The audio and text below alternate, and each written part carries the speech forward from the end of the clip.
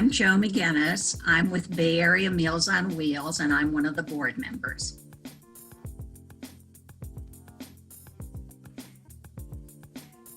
The mission of our agency is to provide hot meals to homebound individuals who would not be able to receive that without us.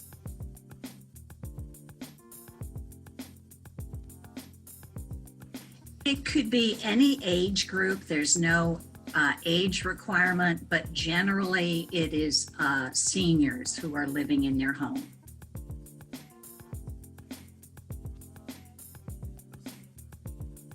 We provide hot meals daily, Monday through Friday, year-round, even if it's a holiday, Christmas, New Year's, unless our clients tell us not to deliver on that day. And we deliver basically within the CCISD school district area. So it's all of the Clear Lake area where your university is, also League City, but we also go down into Bay Cliff also. So generally Clear Lake, League City area.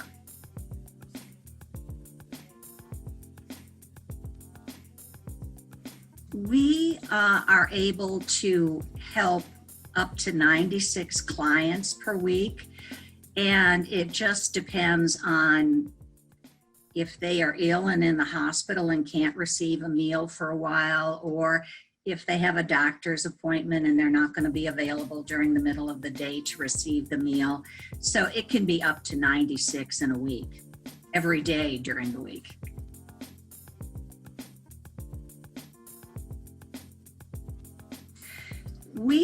We can give them actually 2 meals. We give them a hot meal, and that includes a dessert, a bread, milk or juice. But then depending on their health conditions, we can also give them a sandwich and a piece of fruit for later. We have, the food is prepared by an organization that has dietitians, so they know exactly what a third of the daily requirement should be for adults.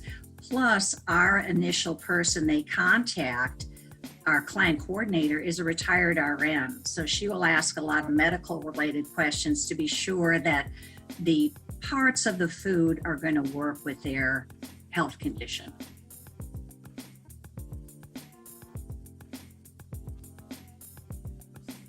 So what our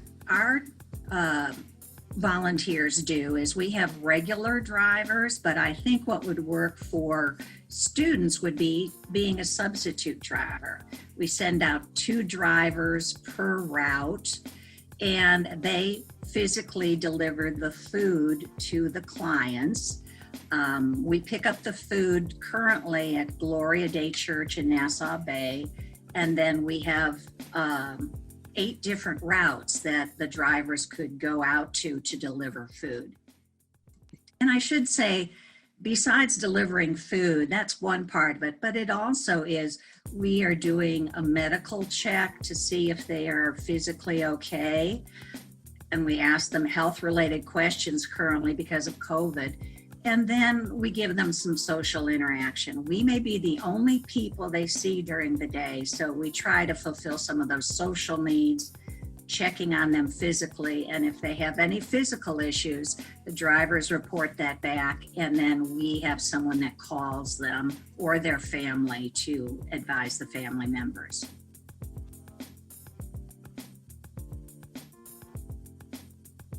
We do this because there is a population that are in need. In fact, during COVID, we are considered an essential service because we're feeding predominantly older population. Without us providing food to them in their homes, they may not be able to live in their homes, and they might have to go into assisted living or some other living arrangement. So we're providing a service to help them continue to be as independent as possible.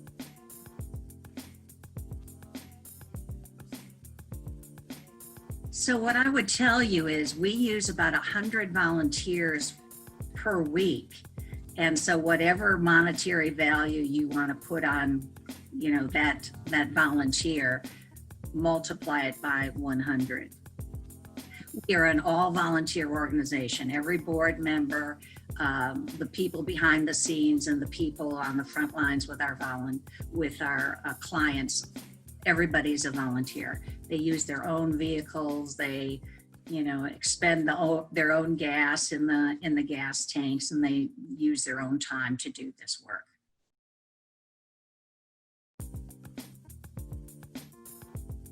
For the clients, I think it would be providing them healthy food that they might not have.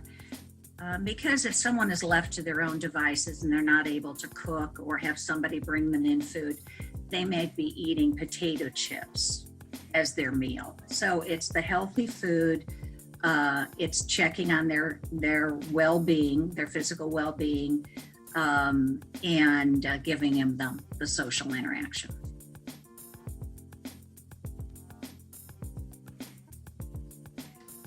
I think it would be anybody who would be interested in knowing about how a volunteer organization works, because we've been doing this work for 38 years, so we've got it pretty well nailed down. It might be especially helpful to those in social work or other caregiving majors, because it would give them some practical knowledge of working with those groups.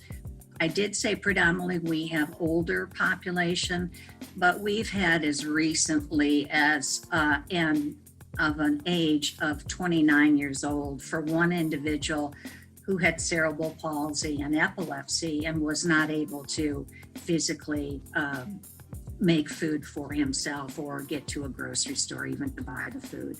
So there's different groups that they might come in contact with, and anybody that would like to expand their empathy and understanding of other people that might not have some of the privileges that they do.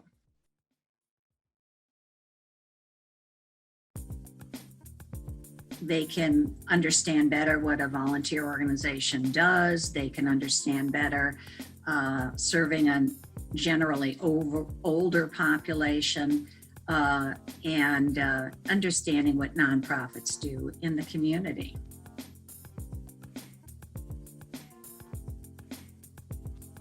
What they can do is be aware that we are there to help individuals in the community. So if they're aware of a relative, a neighbor, anyone that can use our services, I have an email address that they can contact us at, and they can ask that individual or one of their family members to contact us. We'll interview them and see if Bay Area Meals on Wheels might be a good option for them.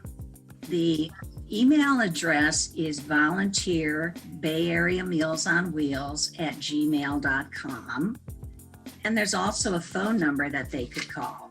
The phone number is 281-326-3336. Either way are ways of contacting us to either volunteer or to have somebody contact us that would like to know about having themselves in the program.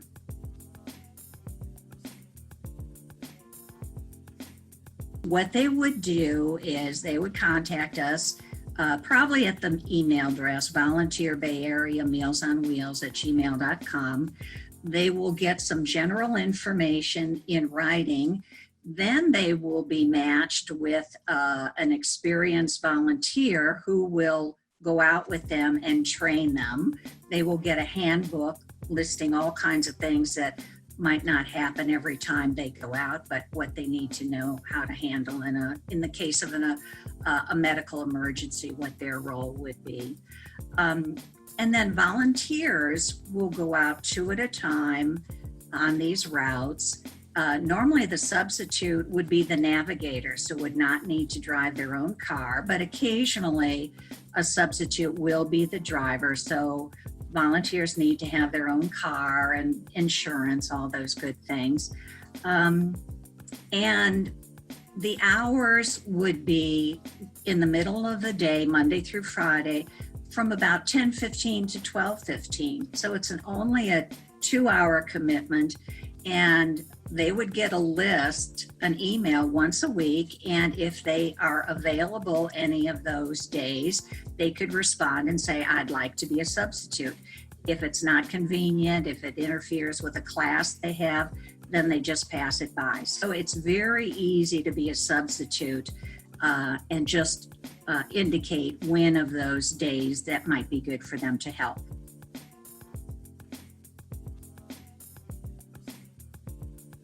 They have to have a car. Food is currently picked up at Gloria Day Church in Nassau Bay, so it's all very close to where the university is. And as I mentioned, most times they'll be the navigator in a 2-person team, but occasionally they may drive. And there's no regular commitment. It's just indicating what day, Monday through Friday, that's available that they can fill, and it would just be a 2-hour period of time.